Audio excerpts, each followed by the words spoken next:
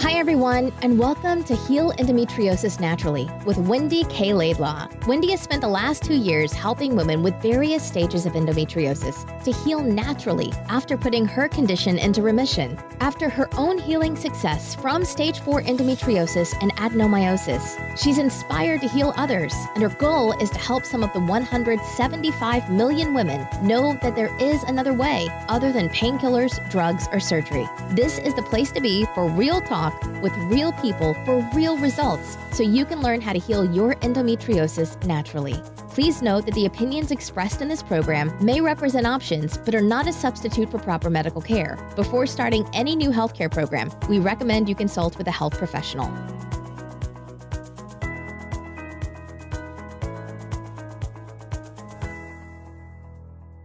Hey everyone, it's Wendy K. Laidlaw here from Heal Endometriosis Naturally, and as always, I do hope that this podcast finds you well. Now today I am with the beautiful Alicia Patterson from America, who is a pelvic floor specialist and deals with somatic. And I'm going to tell you a bit more about her in a minute, but welcome Alicia, it's wonderful to have you here. Thank you, so glad to be here. Hello everyone. I'm so excited to be chatting with you because we both have a love, as I was saying earlier, of the women's pelvic health region and them having the most wonderful health. But before we go into our conversation, I'm just going to share with people a little bit more about you. You are a pelvic health therapist and somatic specialist as well, a licensed professional counselor, you're a dance movement therapist, licensed massage therapist, and pelvic health mentor. Alicia completed her MA in somatic counseling, psychology, specializing in dance movement therapy and body psychotherapy. She completed her massage training and boulder massage therapy and pelvic floor therapy. Gosh, you've done so much, which is awesome. And Alicia currently runs a thriving practice in Colorado, digitally, and obviously when COVID allows, one-to-one as well, but loves traveling, teaching, and facilitates events and women's groups and more. Her business online presence is called Your Inner Power, but we're going to hear more from Alicia now. Alicia, fantastic to have you here. Thank you so much for coming on. Thank you. I was saying I love talking with other people in the field. There's a baseline of love and understanding and acceptance around all of this, and it's so refreshing. So I'm really glad to be here. Yeah, and I think when we'd spoken before, we both, empower and educate and inspire women who've had problems with their pelvic health, and because we understand, we've been there ourselves. It's so important for the conversations to be more fluid and be more out there. But before we go into that, because I know we can speak a lot about that, and perhaps you could share with our audience just kind of what was your early childhood like for you? What was your earliest memory, and kind of just those early influences, because we all have those influences that kind of lead us to where we are now. But I love hearing about people's kind of earliest kind of, memories on that. Yeah, absolutely. Well, so I'm a very sensitive person. I feel like as a child, I was tapped in and love of animals and nature and, sweet and sensitive and connected on some level. I love the ancestral stuff. So there was definitely some lineage patterns and ancestral things that I do feel like my body, were held in my body. But for the most part, I had a pretty connected early life. And I grew up in Washington, D.C. So it's interesting place. It has so many gifts and so many shadows. And it is it can be a rigid place, like a pretty traditional in some ways, also very liberal in other ways. But I grew up pretty traditional in terms of how I ate and going to church and my peer interactions and my family system. I wasn't exposed to anything holistic, was, connection to the body and treatment of the body in a more holistic, connected way was not anything that I was exposed to until I got into my career path. Yeah. So, growing up in the heart of the government in the United States is a pretty intense experience. And I feel like I felt that, you know, kind of embedded into my system, rigidity and tension and nervousness and some kind of like worry, you know, worry about the world. And then when I got into my teenage years, just, you know, the walls went up, and that's how it stayed for a long time, really, until I got into my conscious pelvic journey of womanhood that I started in my early 20s. Yeah. Um, So I love hearing that you're saying how you started off by saying I'm sensitive, because I the woman with endometriosis, you know, I talk about it a lot, and I say, you know, our sensitivity is our strength. You know, sensitivity is not weakness. You know, we might be sweet, but we're not weak.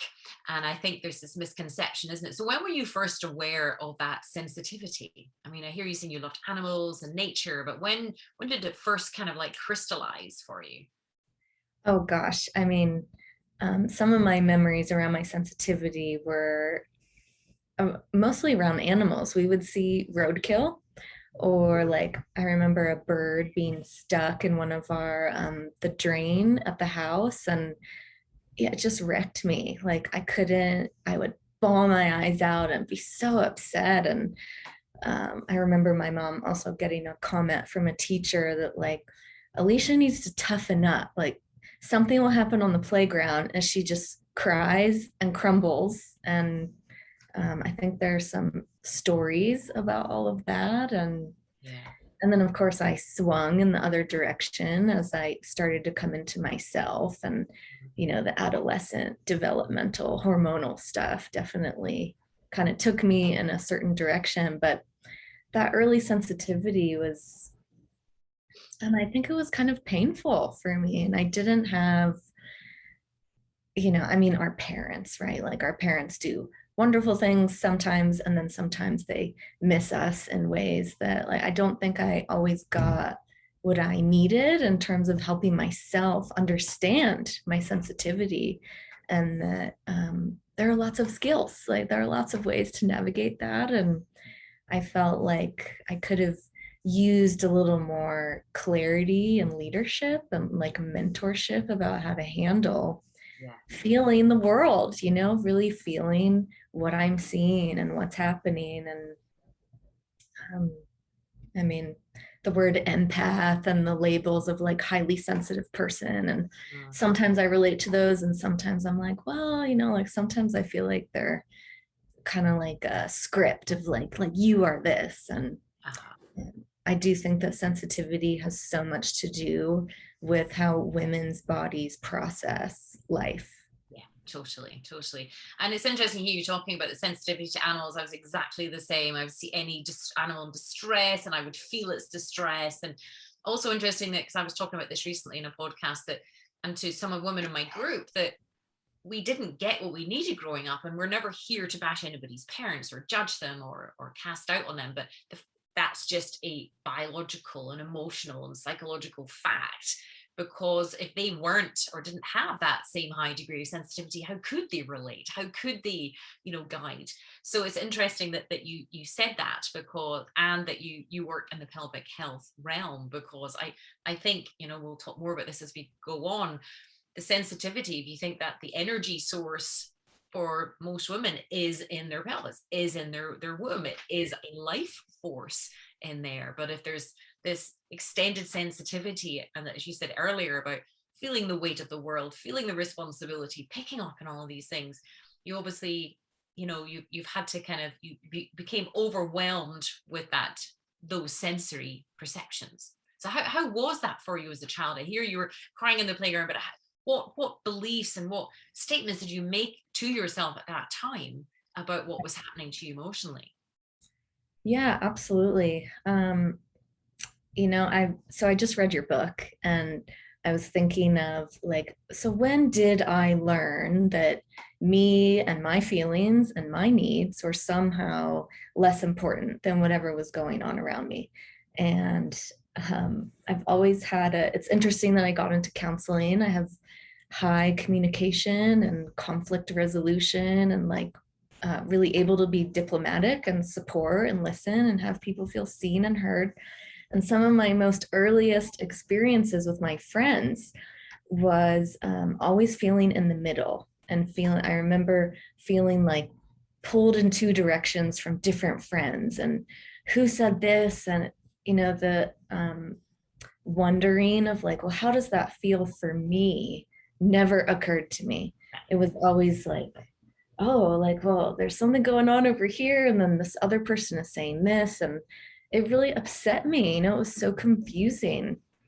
And I feel like that was some of my earliest embedded experiences around the female dynamic. I mean, of course, mother, like our mom, is a different kind of tone and rhythm with that early pre-verbal life stuff, which I work with all the time and I think is so important.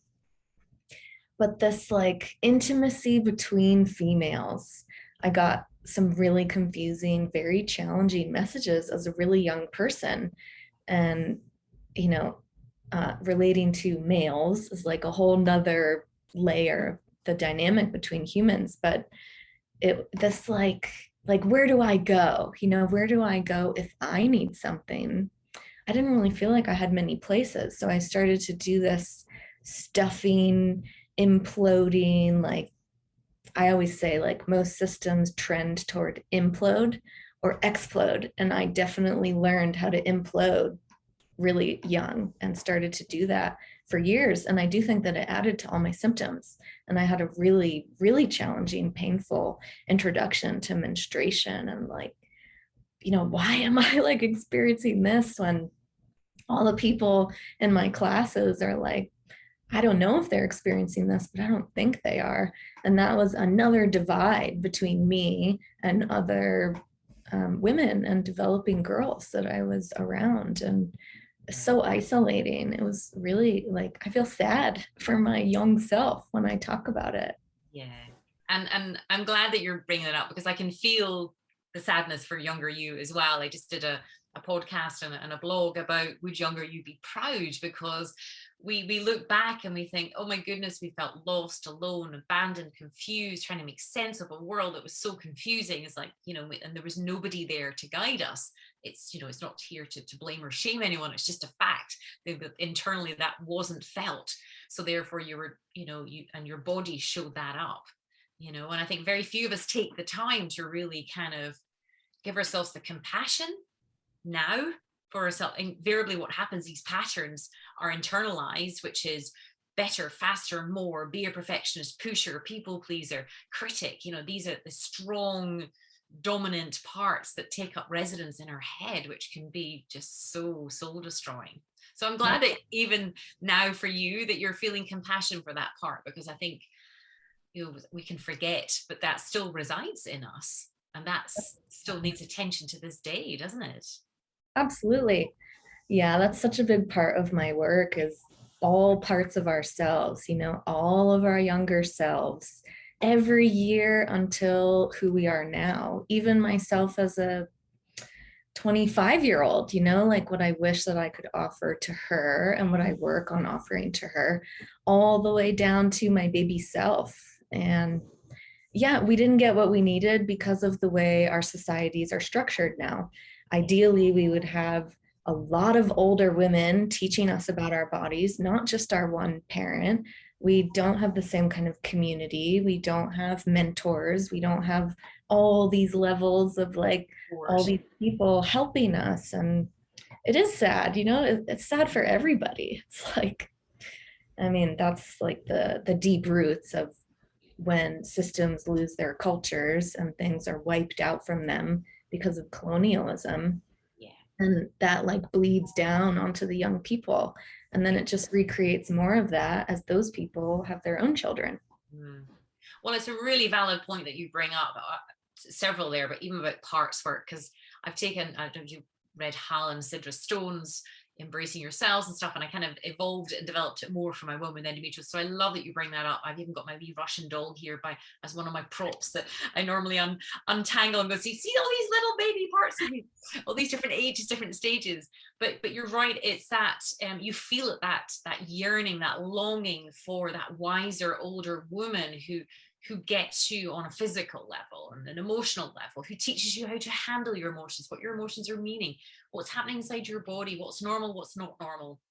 how you can take back power and control. And then of course it's like the spiritual element, like how do you evolve and grow and step into that. So it is interesting that you bring that up, because it's you're right. I mean, there isn't that anymore. And there's a documentary on Netflix, the name escapes me at this precise moment, but it's saying the stats are young girls are taking their lives more, having suicide attempts more, hospitalizations, all sorts of different things, because they're on social media. It's called Social Dilemma, that's what it's called.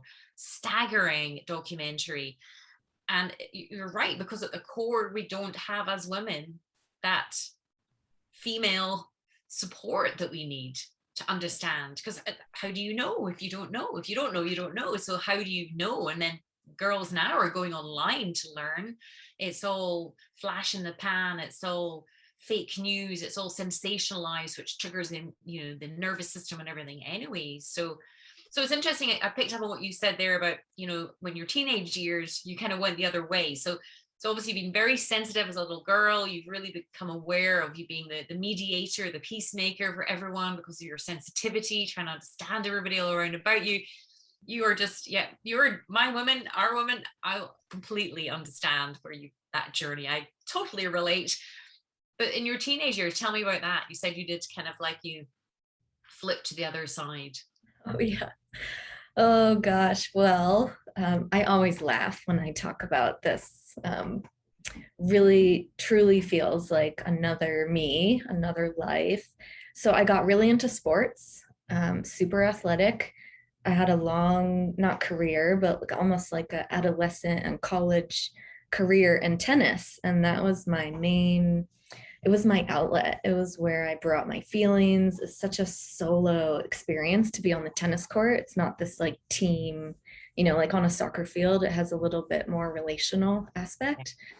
And that's when I started to get into exploding. I really had some rage issues. Like I broke my rackets, I yelled, I called myself names. Like I really had quite a reputation. Like John McEnroe. Right. Yeah, exactly. Similar. And it was like relieving for me to start to express myself. And that was the only place that I felt safe to do that. Like I still wasn't doing that in my friendships. I wasn't doing it at home with my family. So there were ways that I was still imploding. And then there were ways that I was exploding. And that like implode explode thing started to happen at a really kind of like big ups and downs. And I mean, that's challenging for the nervous system. Yeah. So, and there was certainly quite a lot of armoring that happened. Like, I feel like just in my body and like how I held myself and how I oriented toward relationships, I definitely started to do some of the catty female stuff, and it never felt good to me. Like I was always like, but I would kind of like hang back and still want to be part of the cool thing. But I was never the one like enacting bullying or like mean comments, but I was definitely around people that were not treating other people with kindness and partying and alcohol. And I didn't get into drugs until later, which I'm grateful for. Honestly, I didn't do that when I was in the teenage, like my brain development, but I certainly got into alcohol. And then once I was in college, this like explode while playing tennis, have a lot of fun with my friends, get fucked up, get drunk, and go to school and get good grades and do it all over again. And I definitely think that, and I was on birth control at that point too. So I had a major numbing and disconnect from my reproductive system. And a lot of my symptoms disappeared. And then when I went off years later, like it all came crashing back. And that's what really started my like flags started to go up. And I was like, what is going on here? So teenage years were really fun and also painful. And my way of dealing with pain was to be funny and orient toward my friends. I always tell this story. My parents got separated and divorced when I was in middle school. So like right around the hormonal stuff, it was a really hard time for that to happen. And so our home split up, and, started spending time in different places with different parents and all these things. And when my parents told me that they were separating, my response was, I have my friends, don't worry. Like just this like facade of, and then later I was so upset and I didn't know how to express myself. Yeah. I Well, was I mean, like, just like you said, and if you don't get taught how to do it, or someone doesn't sort of go on their knees and say, hey, it's okay, and if you feel like this, or this, putting a word to the emotional, their feeling state, how else are you supposed to deal with it? And it sounds like you were very stoic, as they say at that time. You're just like, no, it's fine, I've got my friends. But of course, that was a barrier, protection for right, your feelings. right. Absolutely. Yeah. The sensitivity definitely got walled up. But, I always say, so I get to work hands on, so I get to feel what's going on in people's bodies. And there was definitely some more rigid protection and that stoic presence. But then the depth underneath all of that, the sensitivity didn't go away. No. It just had some major layers of protection, Yeah. which honestly isn't a bad thing. Like No. we protect ourselves in different ways, and that's a good thing because it helps us. And then when we start to unwind that, that's the like real journey, when we start to unwind those patterns, and takes you on a real trip, like our brain function and our nervous system and those things start to change and express themselves, and Yeah. it changes who we are in a way. Absolutely. Yeah, absolutely. And I mean, obviously you talked about imploding as well as exploding. What showed up for you as an implode? Mostly like, I think inflammation and heat and anxiety.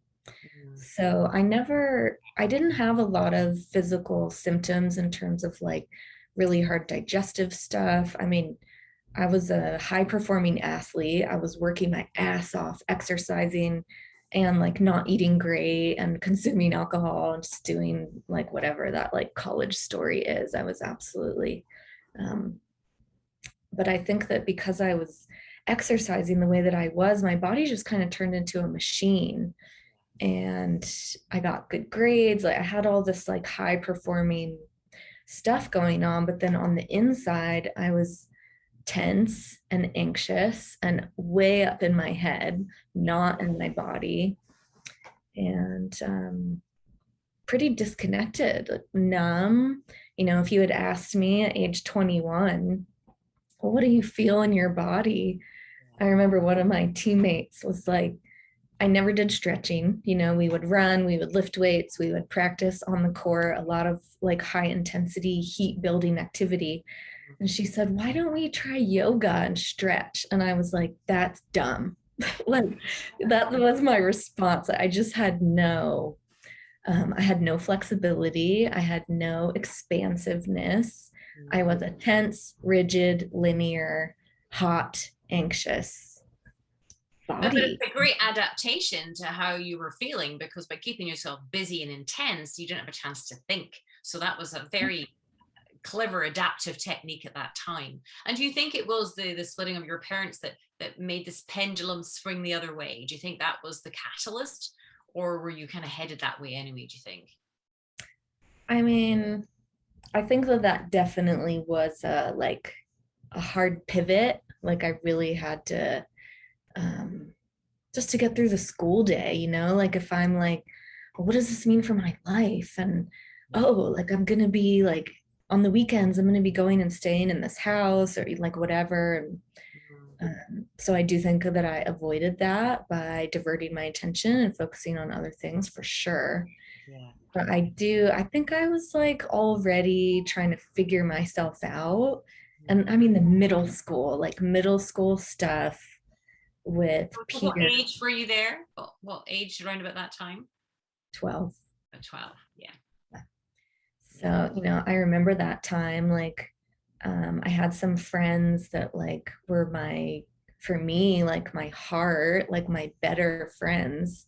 And because they weren't seen as cool, I started to like veer away from them because I wanted to be in the cool crowd. I wanted to be accepted or popular. I mean, whatever that means now. I'm like, what a crock of shit. Like this popularity, like, um, but But it's intense for children. I mean, I can't imagine like the girls now with all their Instagrams and all that messaging that they get all the time. But yeah, it's hard and it's real when you're 12 and you're in it.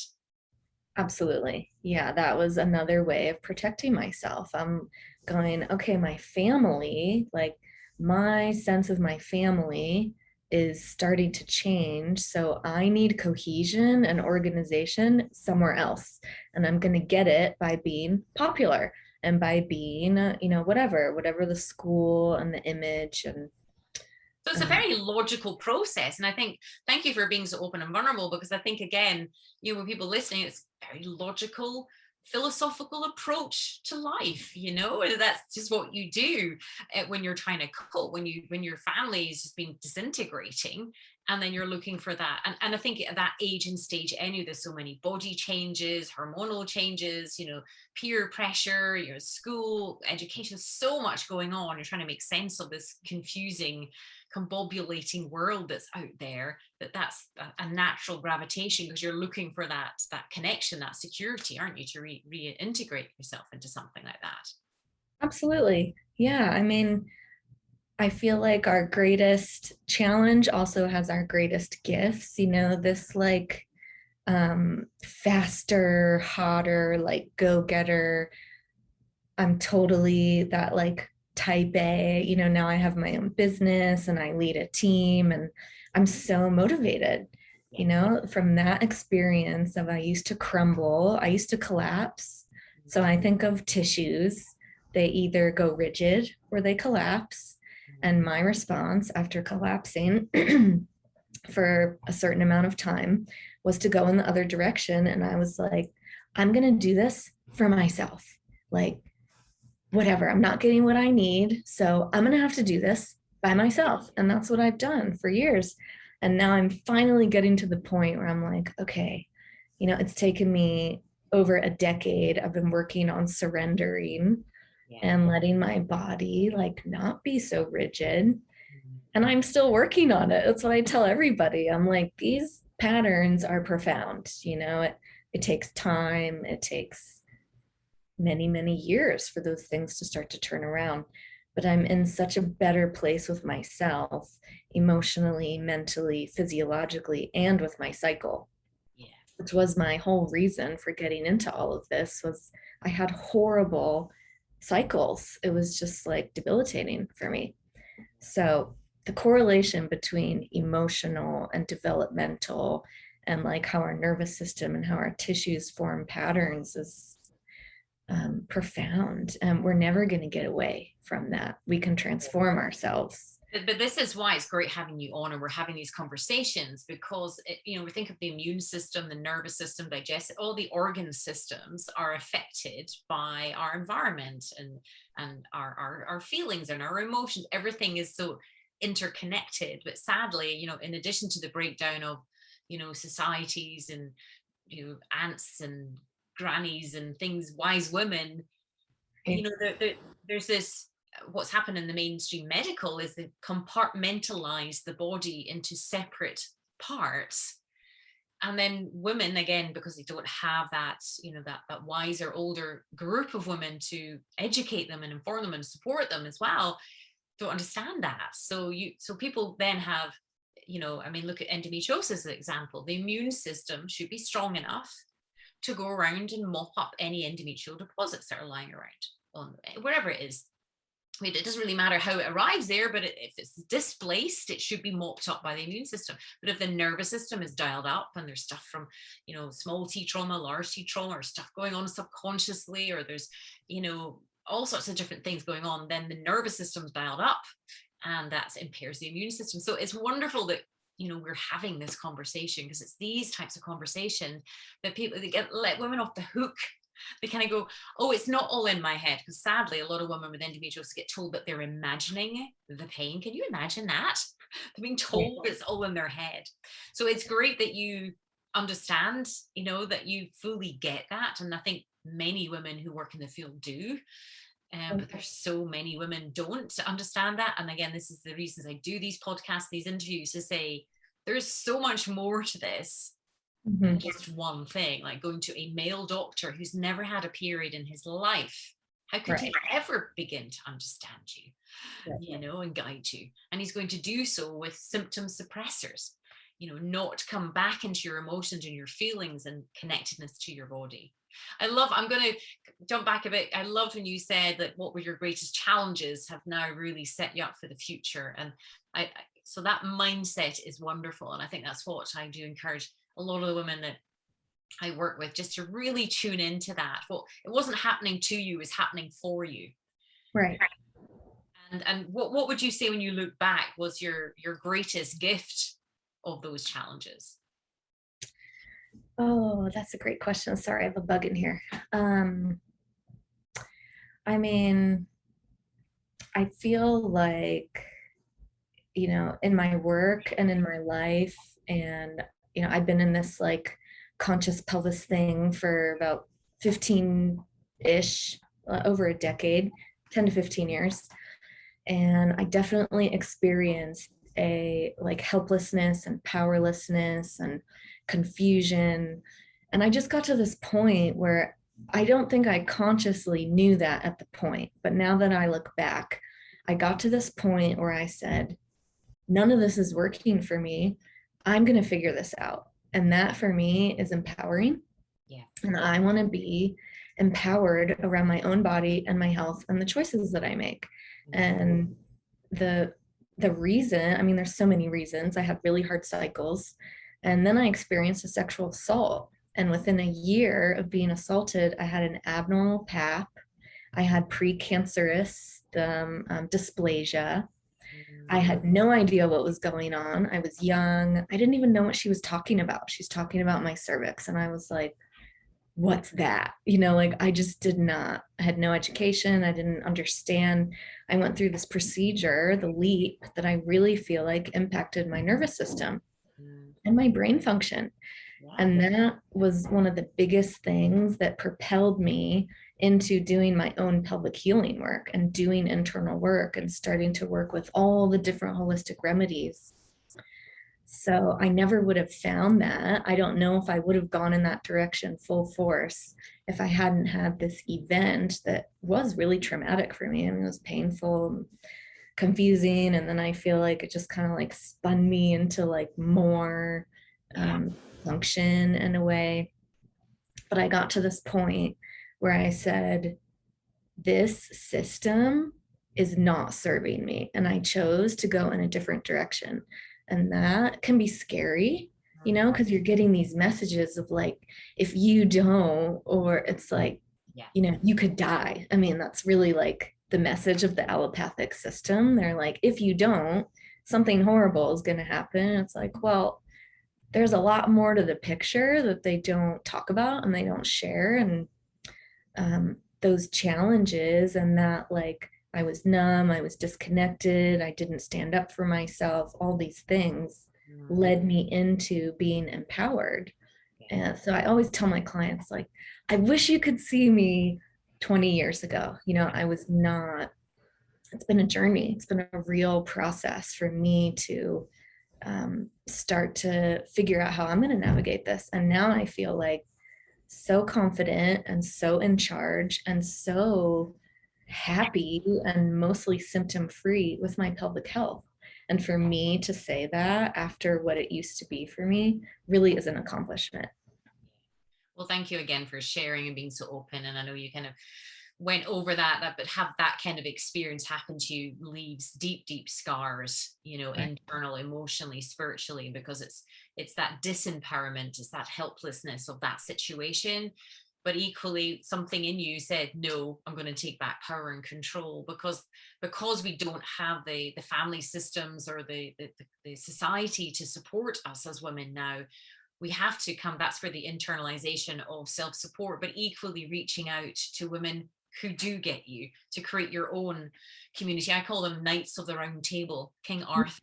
You know, getting a group of people that you really trust and like, because you can't do this journey on your own, because there's so many tentacles, there's so many layers, so many elements. So it's wonderful that, I'm so sorry that that happened to you, because I know these situations are not pleasant, and they leave a scar.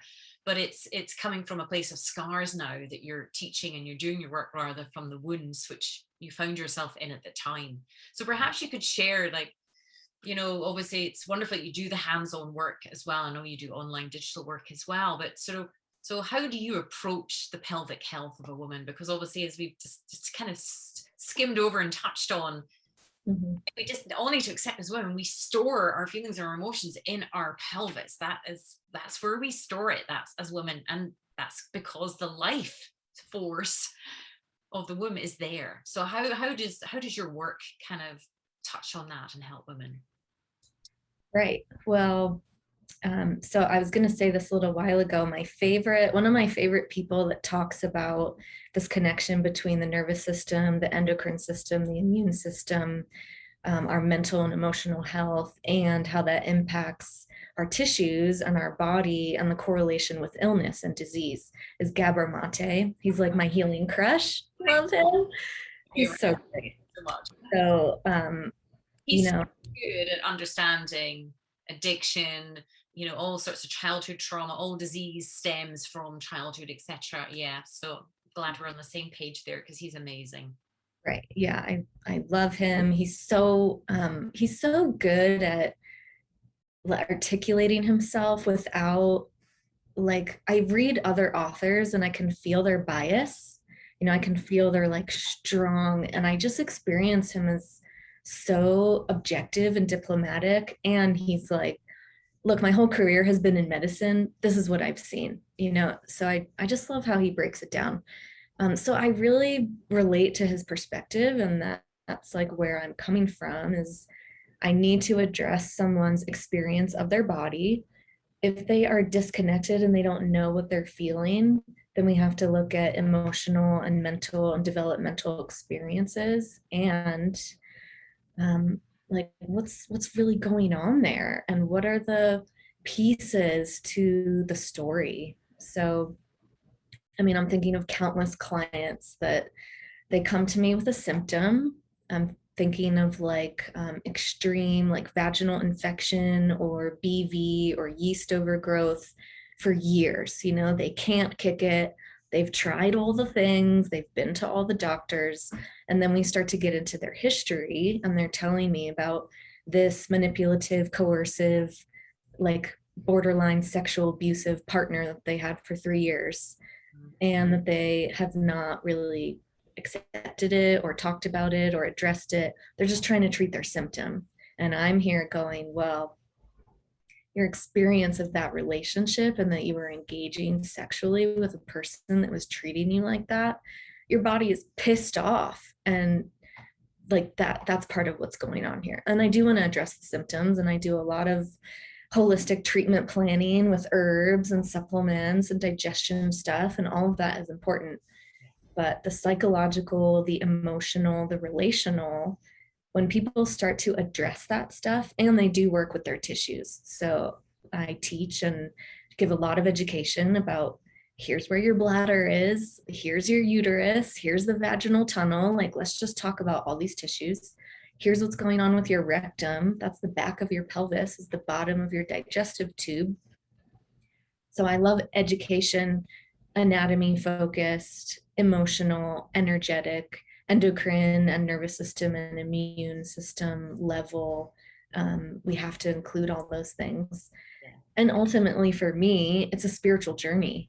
I mean, I don't tend to wear my spirituality on my sleeve, but this has rocked my world. Working with these tissues has given me a spiritual experience. I really had an awakening when I started to do internal work with myself.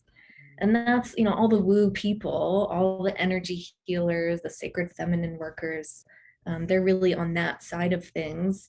And I think why I've gotten so busy is because I'm a therapist. So I'm talking about the psychological, the emotional, and I have great training on how to do hands-on educational, like consent, clear, communicative work. And not a lot of people are bridging the spiritual and the more scientific. So I really try to land in the middle and have both. Like you did in the playground. Right, exactly. Yes. No, but and I think it's a great place to be, because you don't want to be the hardliners on the left and the hardliners on the right. It shouldn't be all or nothing. At the end of the day, you've got this the physiological and the biological understanding of the science. That's what motivated me on my journey. I needed my left brain, my left analytical brain needed to know the details about the biology and the tissues and where everything sat and was functioning, and I knew nothing. But then, of course, as you say, as the journey goes on, you recognize we're spiritual beings in a human body.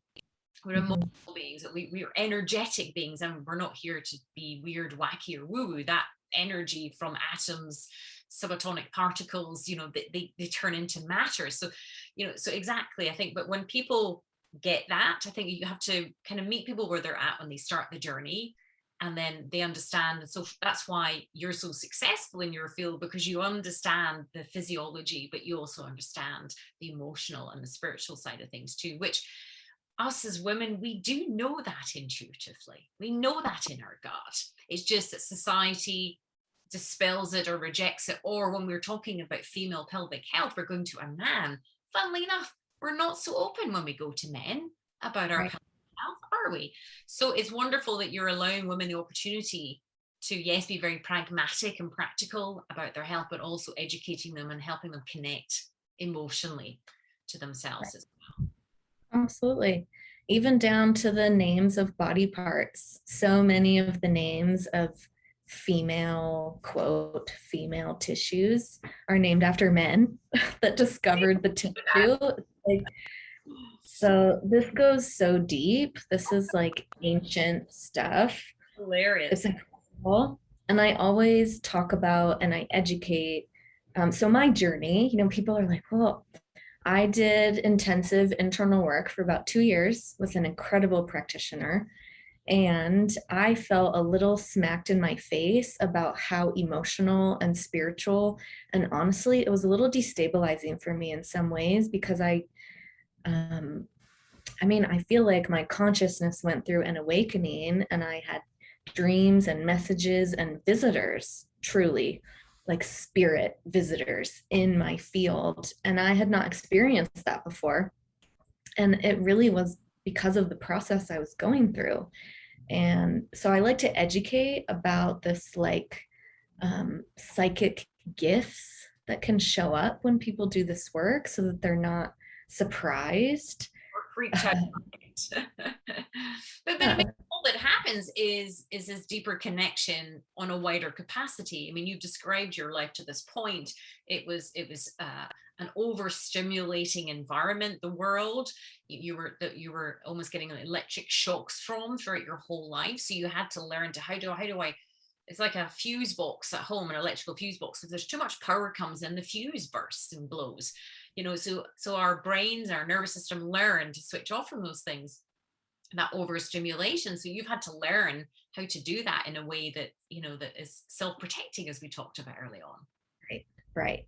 And then when we work with fascia, which is the main, there's so many different layers of all of it, but fascia is held in our pelvis. It's jelly. It's like gel. It's this incredible, very unique living tissue, and it runs through our whole body, and there's no disconnection in fascia. So there's the muscles are they start here and they end here. Fascia in our face is connected to fascia in our pelvis. And there's this incredible fascial, we're working with fascia when we're doing internal work, and I'll feel fascial change against my finger, and it is incredible. And when fascia expands and flows, you're going to feel things, and you're going to be tracking your environment. So this interoception, proprioception, all of these like body in space. And that's my like real roots is in somatic psychology, which is all about movement therapy and body in space and spatial dynamics. And then I went the like, well, I actually want to go inside instead of only staying with like body movement and more of the external of the body. So as we literally change from the inside, we're going to experience our environments very differently. Absolutely. And that's what I feel like happened with me with this like kind of psychic awakening that I had that I always laugh. I love this meme. It shows like what people think a spiritual awakening is, and it's this like rainbows and beauty. And then what it actually is very overstimulated and changing nervous system. So it's a deep path and it needs support, which is why I love to do long-term work with people.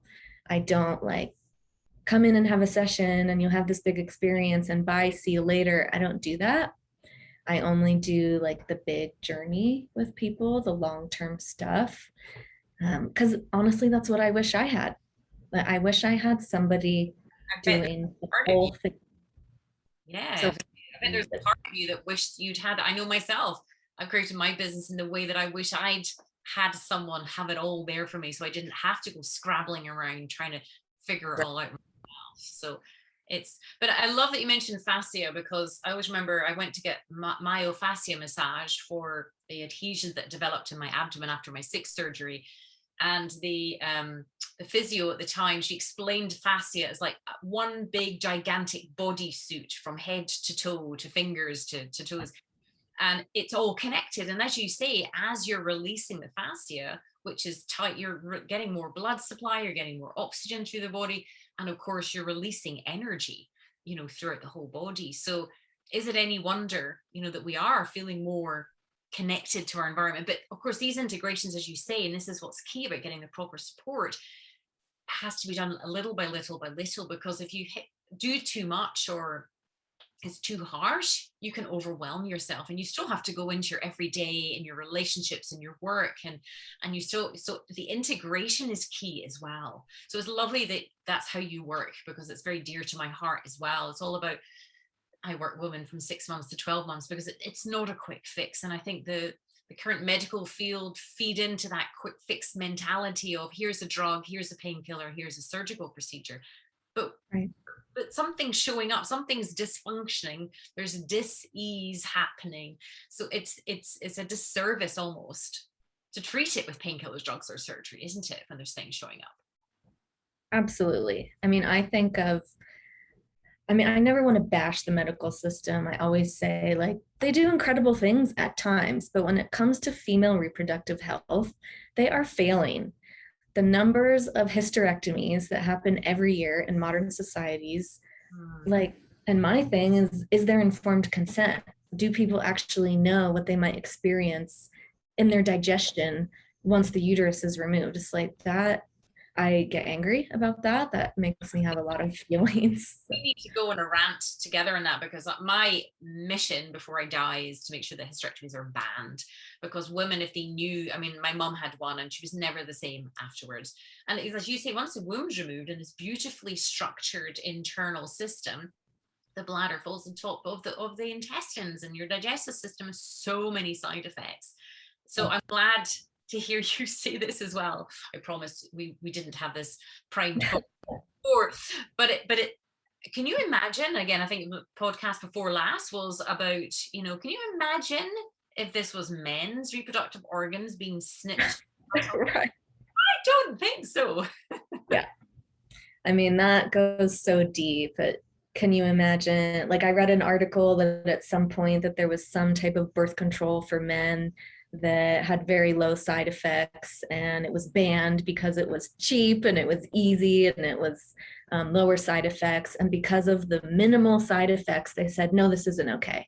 And then look at all of the side effects that women go through because of birth controls, because of these kinds of surgeries. So my thing is, at best, the medical system will just mask a symptom.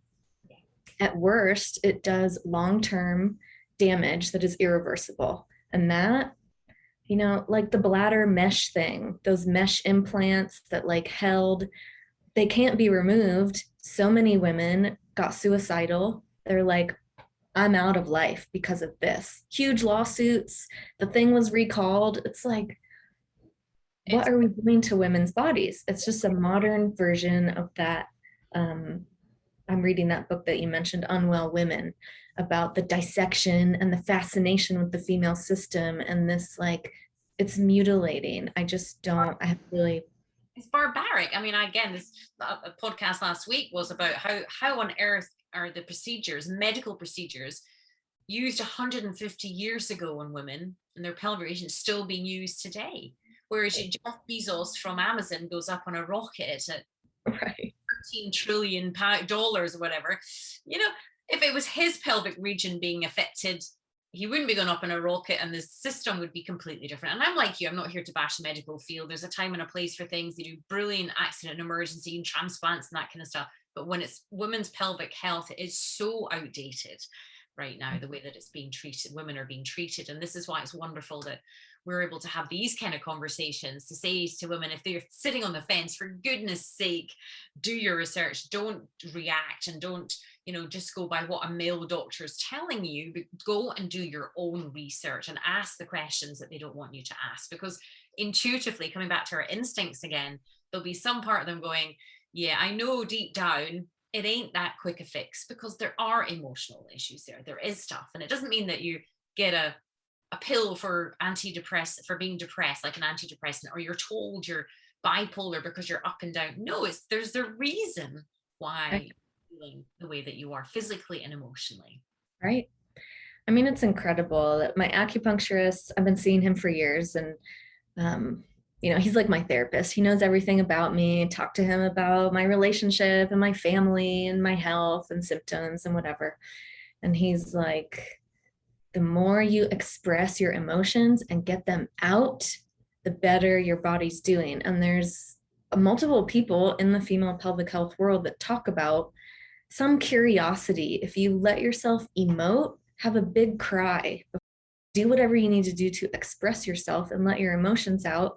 And there's this correlation between cramping and menstrual pain going down if you allow yourself to emote. And if you stuff and you contain, then there's more pain. Like, it's just incredible to me, this emotional, physiological thing. And it is gaining more respect. People like Gabor-Mate are gaining more clout. The word trauma everybody wants to talk about trauma now. It's popular. It's definitely a buzzword. This, like, what is the impact of different types of traumatic experiences on our health? And it's just incredible to me. So, that's if I could give a message, this is the long journey, and always go the holistic route before you take the severe intensive, because you can't take that stuff back.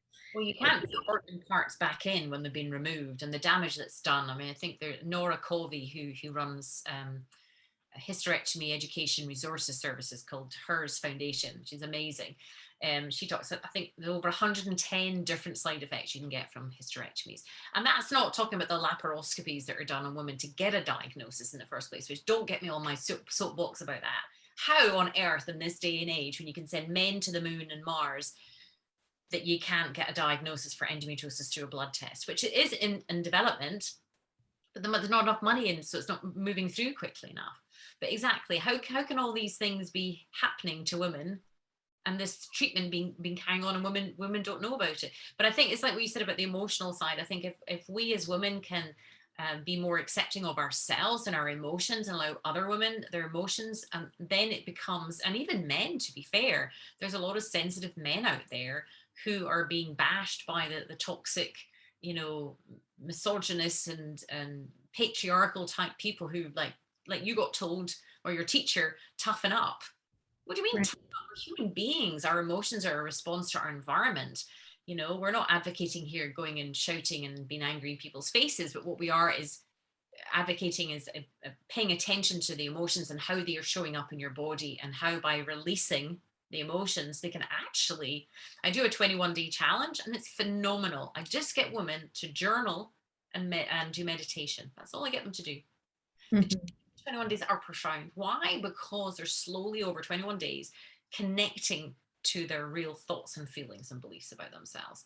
And that, to me, that was the hardest part of my journey. I had to literally be bedridden before I was literally forced to near almost total organ failure before I had to look at the emotions, because it just wasn't safe. So again, it's all about a society, isn't it? Creating safe environments for women to come together and feel that emotions are just a healthy, natural response to their environment. Right. Yeah, that's my takeaway from learning more about the history of the roots. I mean, the more I learn about world history, the more I am demystified, and I have no confusion about how women are still seen in this world.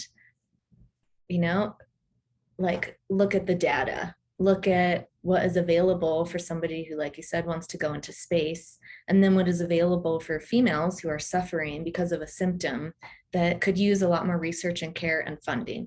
So the writing's on the wall. I'm seeing all that. It's intel, it's data, it is good information for women to have. Think about statistics and what happens to women every day in this world. Think about systems that are not so subtle about their oppressive measures. They are just blatantly violent against women. So it's going to take something powerful, and it's going to take many, many people to start to turn that in a different direction. And I don't really know if I'm going to see much of that in my lifetime, but I know that I want to leave an imprint that's going to help more people so that the future generations might experience something different than I have. It's progress, and social change is slow. You know, it's like, look at where we're at around this. And sure, we've made progress, but seeing how those early physicians talked about the female anatomy, it's like, I don't really know if physicians think that differently about female anatomy, honestly. So I think they do. I mean, if you look back to the 1600s when women were all sort of burned at the stake and told as witches if they were healers, it's all about disempowerment of women, whereas we're talking about empowerment of women, women empowering themselves. Like, you felt that helpless at various stages of your journey. I know I did. And I couldn't understand that we had this kind of, we have to do things a different way because this way's not working. And for those women that are listening, that's what we're advocates of. You know, you learning about your body in such a way that it's trying to communicate to you right now. There's stuff that's stored, whether it's trauma, whether it's, you know, toxic people, we don't know what it is, but it's a direct response. It's a sane response to insane situations or events that perhaps have happened over a lifetime. And this is the thing, it's the gentle unfolding of it with the right people. Because I think women are getting so disconnected from their own bodies that they feel that they just, you know, as I say, go to a male doctor and they're going to know their body better than themselves. And I think what we're both saying, isn't it, is that you and I know our bodies better than any other person out there. It's just, you know, we sometimes need a guide to help us read the landscape and understand the language, but we ultimately know our bodies better than anyone and can heal it. absolutely. Yeah, there's this incredible I mean, it's really interesting in the digital age. So I've taken a lot more of my business online because of COVID. So there's a little bit of a silver lining in there for me that I'm reaching more people. And there's so many people that I wasn't in contact before because I was mostly focused on my local community and being in my office and only in person. And this technological, you know, the age of technology, like, what is the impact of that on women's bodies? And the more stimulated we get and the faster things go, and there's this incredible reach around female pelvic health now that wouldn't have existed before. When I started getting into it, and I'm sure it was even so much different like 50 years ago, for me, it felt a little undergroundy. Like, for me to find somebody that did uterine massage and internal work and to learn about herbs. And now if I Google, I can find any of that in so many places. And it's really interesting to see what is evolving and what's happening, because I really think that this has gotten popular, you know,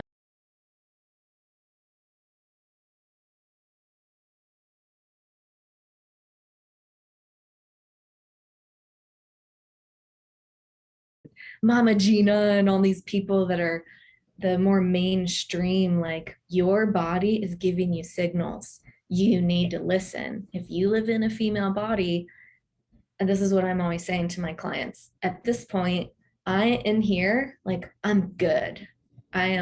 It's amazing for me. It's so beautiful. Now what I navigate is out here. I navigate uncomfortable stuff. I navigate pushy people. I navigate opinions or whatever it is, or judgment about my work. You know, people are like, you do what? And I'm like, shameless about it at this point. So I would much rather navigate discomfort out here than in here. Beautiful. And Yeah. I'm always going to be unfolding this because there's so much more that I want to work through for myself. And I've accepted that this is my life. This is like my whole life. I'm in no rush. But it sounds like you've given yourself permission to do that. I think that's the thing. If people don't know, they don't know what they don't know. And what we're trying to do is get women into the know that actually the patterns of behavior, the conditioning that they received growing up was that you learned my way to cope is to switch off or to be in the middle peacemaker. You know, these were your adaptations to your environment. But what you've also learned is how to take that was pretty crummy, turn it into something that's gold and be able to pay that forward, because those your life lessons were your training for your future purpose, you know. Mm-hmm. So that's what we're saying to women as well. No matter how ill or sick or much pain or anything, there's a reason for it. There's meaning behind it. And that's what we're here to do, to start this movement so that we can ensure that long before you're gone and long before I'm gone, we make significant changes, at least get more and more people talking about how things need to change for the better for women. Mm-hmm. That was so brilliant, Wendy. You're like a psychologist. And you're, yeah, such attuned observations and articulation of patterns. But it's true, isn't it? And it makes sense. You know, you're talking about data and information. Most of us go, oh, we're searching internally. That's where the anxiety and the mind's going round and round and round. We're trying to make sense. That was me anyway. That was my journey. I'm just like, I don't understand. Why is this happening? There must be a reason for it. I just couldn't. And then when you figure it out, you're like, oh, it makes so much sense. And there's so much going on subconsciously for people even to understand. But when they're in the right hands, then they can obviously make the steps forward, because it can be scary. Do you find that some women are apprehensive, anxious about what might come up for them? Oh, absolutely. Yeah, I was just talking with someone who's new and she's like, I'm scared. I don't like, this is so novel to me. Even just having touch in this area, I'm not their partner. I'm not doing a medical exam with a metal device. Like, this is totally novel to have respectful, kind, attuned, consensual, clear. It's like, for me, that should be baseline. We should have access to that as baseline as a human being. And most of us don't have access to that. So there's this incredible gratitude that can come up for people like, wow, I've found access to this in my life, and so many women on this planet will never have access to this. And then there's also this grief of like, why am I only learning about this when I am an adult and I've had all of these other challenging experiences? It takes a lot of skill to hold that wind rage of emotion experience. And then the anger, you know, so many people, this is the biggest thing that I see. Women store anger in their bodies, and to allow themselves to feel angry and to feel angry in my presence and to allow their body to express that anger is like revolutionary for most people. Like, that's what women tend to have the hardest time with, is allowing themselves to be angry. And look at these systems. We have a right to be angry. But it's not socially acceptable. And then when people do feel anger, then sometimes they explode and they erupt, and they get scared of the explosions and the eruptions, and that's what they're trying to. And obviously, even just hearing you talk, I mean, again, one of my main aims is to work with governments, get into the medical training organizations, and get into the schooling systems and teach young girls at, you know, middle grade school and high school, and even younger, about their bodies and what's normal and what's not normal. Like, pain with a period is not normal. So at least if we can get them awoken at a young age before they get into Instagram and get kind of bombarded with, you know, what they need to do and all these sort of funky names and whatever else. No, this is what you can do to help yourself. And these are emotions that you're going to have that will, you know, show up in your body as well. I think if we have more conversations around that, then that normalizes who we are as women. Absolutely. Yeah. And to have the physiological skills to pour that anger down through your legs and to let your root, you know, those root muscles are like this. And if they know how to like breathe down and orient toward the earth instead of the rage explosion is like this, you know, it's like, and rage explosions actually, I love this about Gaber's book. That book, When the Body Says No, this is my main takeaway from that whole book. You know, read the book, but the best thing about that book for me is that he talks about the physiology of anxiety and anger. And when we are actually embodying our anger, our muscles and our nerves calm and soften, and our core is like, oh, like I feel settled. When we are anxious, our nerves and our muscles go up and they pull in. So a lot of people, when they're anxious, they think they're angry. And it's this like, we've got to feel that anger in our core and know that it's righteous and it's ancient. It's got a message behind it. Invariably, you feel anger. It's because somebody's overstepped a boundary, or you know, there's clear messages in behind that, and we don't obviously have to act out on it, but we can feel it. We can allow ourselves the right to feel that displeasure, that fury, that rage, that anger, because somebody has affected or something's happened.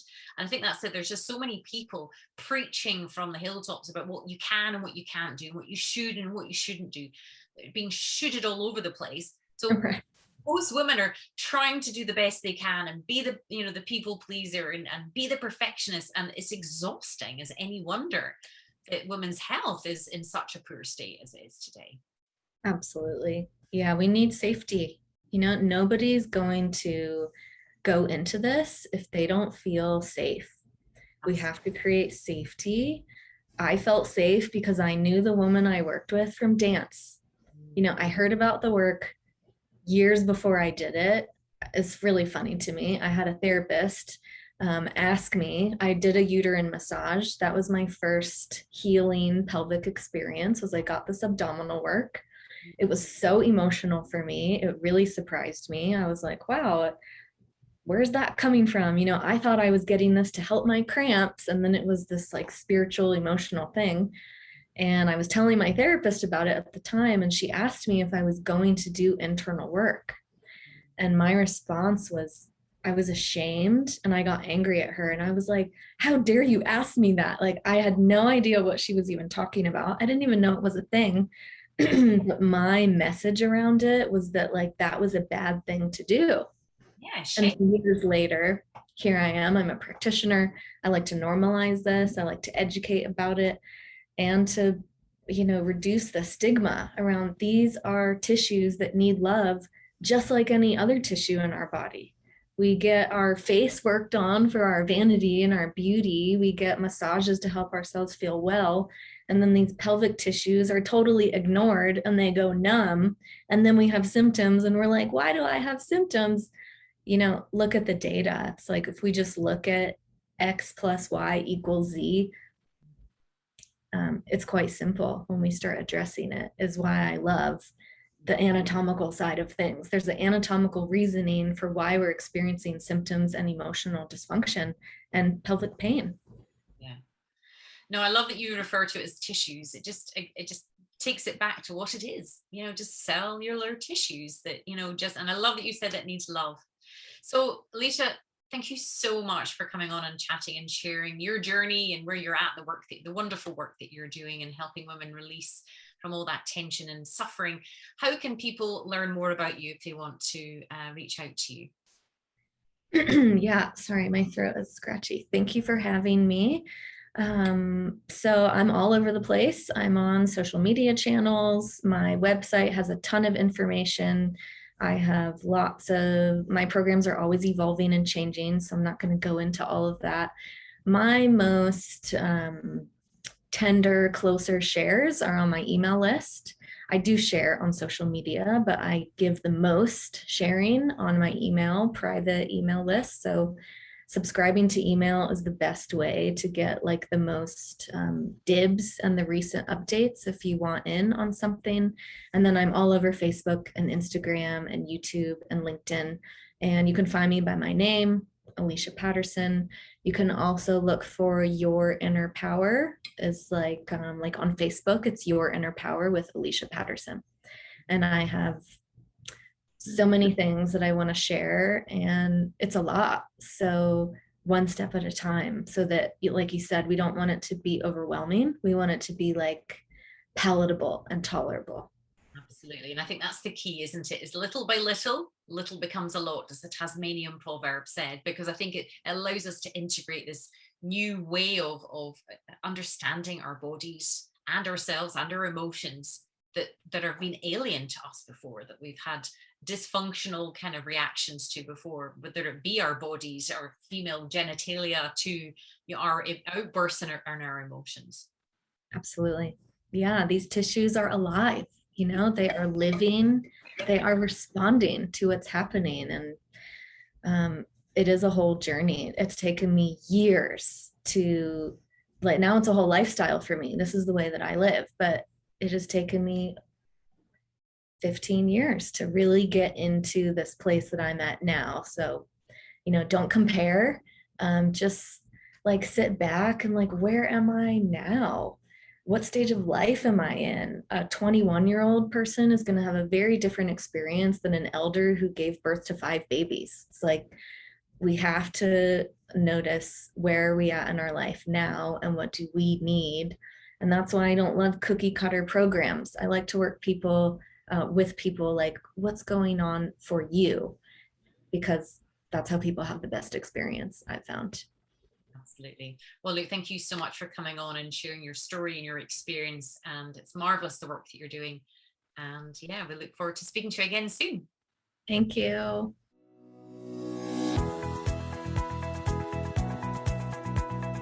Thanks for listening to Heal Endometriosis Naturally with Wendy K. Laidlaw. And I hope you enjoyed the show. Don't forget to subscribe, like, and rate us. If you're interested in learning more, you can download your top 5 jumpstart tips at healendometriosisnaturally.com and jump on the VIP email list. Remember to keep you number one, for the world needs a healthy you.